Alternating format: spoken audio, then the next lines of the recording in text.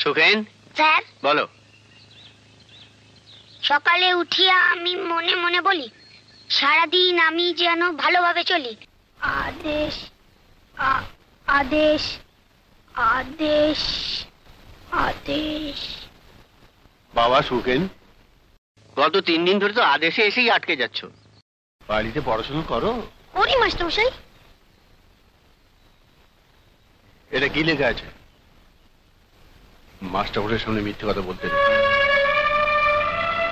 সত্যি করে বলো তো, বাড়িতে পড়ো না? না আগে না, বাবা সকালে খেতে পাঠায় আর রাতে তেল পুড়বে বলে হারিকেন নিভিয়ে দেয়।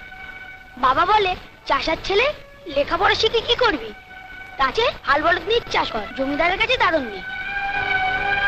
কিন্তু দাদন নিতে গেলে তো তোকে টিপস হয়ে দিতে হবে। কত টাকা লিখিয়ে নিচ্ছে বুঝবি কি করে?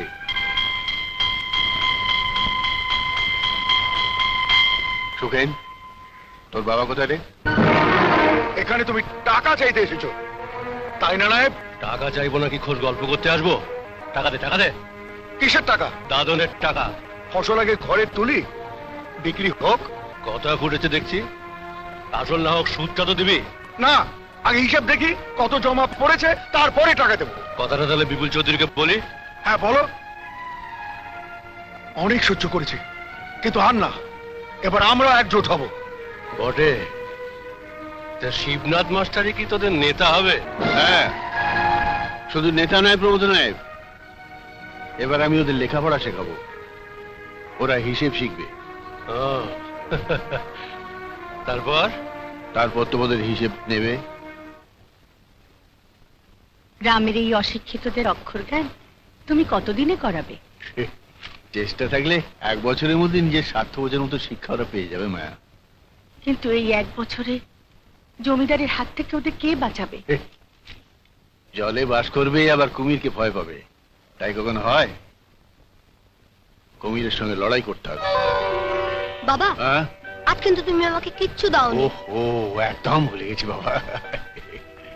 এই নে সবটা নে। এই পার্থ, এত পয়সা নিয়ে তুই কি করিস? জমাই। আসি বাবা। ঠাকুমা, আমিও চুড়ি বানানো শিখবো। কেন ভাই, তুই চুড়ি বানানো শিখবি কেন?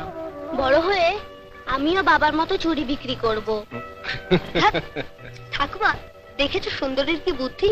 তুই তো বাবার স্কুলে ভর্তি হবি, সেখানে লেখাপড়া শিখবি, আর লেখাপড়া শিখে তুই দিদিমণি হয়ে যাবি। তাহলে আর কি, যাও শিবু মাসের স্কুলে পড়তে চলে যাও। স্কুল তো এখানেই হবে, তখন পড়বো, এখন তো খেলবো। চল খেলতে যাই। হ্যাঁ চল।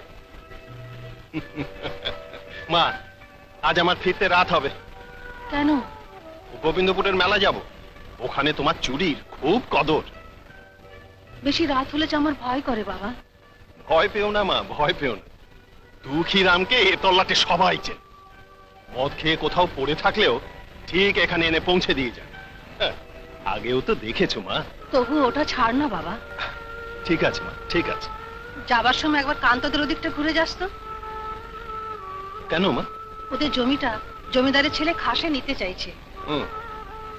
চাইলে বিপুল হারামজাদা নেবেই, কেউ কিচ্ছু করতে পারবে না। কে বলেছে কিছু করতে পারবো না? মারো না, মারো, আমিও পাল্টা মারবো। আরে কারো বাপের ক্ষমতা নেই আমার জমি কেড়ে নেয়। এই চাচার বাচ্চা, কাকে তুই লাঠি তুলছিস হারামজাদা? আমাকে কি তুই এই প্রমোদনায় পেয়েছিস নাকি? একবার যদি এদের সবাইকে বলি তো পিটিয়ে তোকে শেষ করে দেবে, তা জানিস? মারো না, মারো, মারো, মারো। তোমার 10টা লেঠেল 10 ঘা মারবে, আর আমি একা 1 ঘা মারবো, কিন্তু শালা মেরেই মরবো। এত বড় কথা!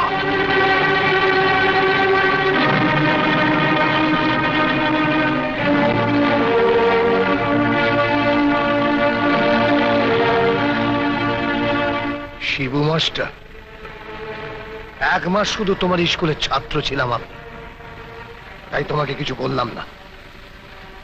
ভবিষ্যতে এই সমস্ত সুয়ারদের নেতা হলে আমি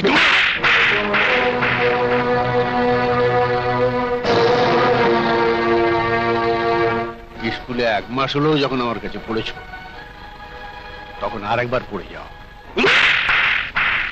এরা শুয়োর নয়, মানুষ। এদের সঙ্গে কথা বলতে গেলে মাথা নিচু করে কথা বলতে হয়।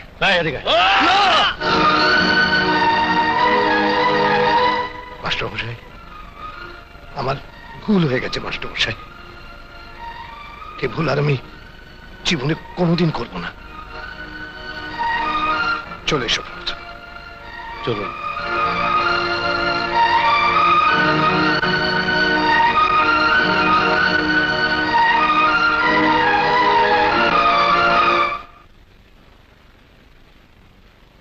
এই সুযোগটা আপনি হাতছাড়া করলেন হুজুর। সবার সামনে আপনাকে মারলো, আপনি কোনো কথা বললেন না। কথা কইলে যে আরো বেশি করে মার খেতে হবে প্রমথ। যে লোক জীবনে কোনোদিন মার খায়নি সে আজ অতগুলো চাষার সামনে মার খেয়েছে।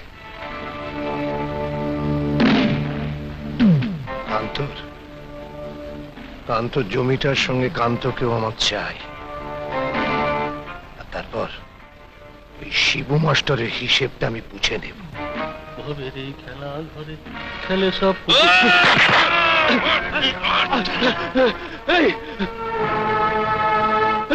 এই বিপুলে পোশাক উত্তারা, যদি বাপের বাটা হস্ত আমাকে ছেড়ে দে, দেখি তোদের কত শক্তি আছে। এই শালা চাষা, তোর বড্ড তেজ হয়েছে না? শিবু মাস্টারের জন্য সকালবেলা তোকে কিছু বলতে পারিনি, তাই রাতের অন্ধকারে চোরের মতো আমাকে মারতে এসছিস না? আমি তোকে ছাড়বো না, আমি তোকে দেখে নেব।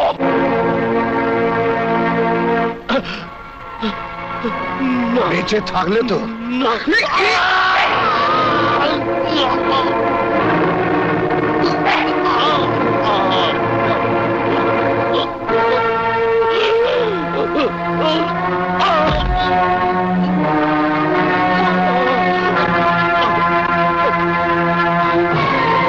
আপনি নিজের চোখে খুন হতে দেখেছেন?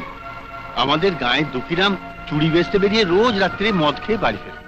ওকেই খুঁজতে বেরিয়েছিলাম, দেখলাম চোখের সামনে কান্তরাজ খুন হয়ে গেল। যেখানটা খুন হয়েছে সেই জায়গাটা আমাকে দেখাতে পারবেন তো?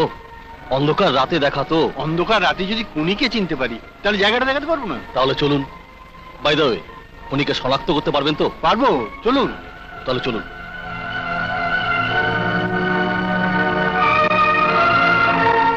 আসুন স্যার, আসুন আসুন এইদিকে। এই যে এইখানটা, এইখানটা, এই যে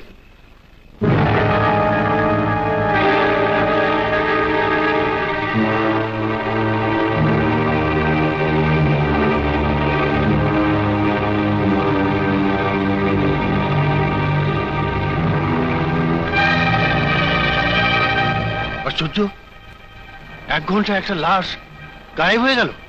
হতে পারে, হতে পারে। বাগে ধরলে একটা মানুষ 1 ঘন্টাতেই খেয়ে নিতে পারে। কিন্তু আশ্চর্য, এতদিন দেবীপুরে আছি, বাঘের উপদ্রবের কথা তো কখনো শুনিনি। দারোগা সাহেব, ঠাট্টা করবেন না। আমি নিজের চোখে দেখে গেছি, লাশটা কেউ সরিয়ে ফেলেছে। সরিয়ে ফেলেছে? আমি নালিশ লেখাবো, আপনি থানায় চলুন। নালিশ লেখাবেন? হ্যাঁ। কার নামে? খুনিকে দেখতে পেয়েছেন? হ্যাঁ, দেখেছি। উনি আমাদেরই গ্রামের জমিদারের বখাটে ছেলে বিপুল ভূষণ।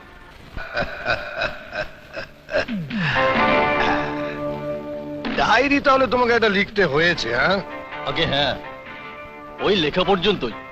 তদন্ত আর কে করছে? না না না না না, তদন্ত তোমাকে করতেই হবে দারোগা, তদন্ত একটা করতেই হবে। সুতরাং দেরি না করে তাড়াতাড়ি একটা তদন্ত শুরু করে দাও।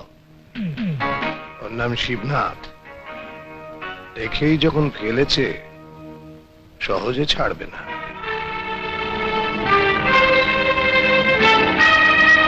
কি হলো, অমৃতে অরুচি কেন? নাও না নাও নাও, টাকাটা নাও নাও।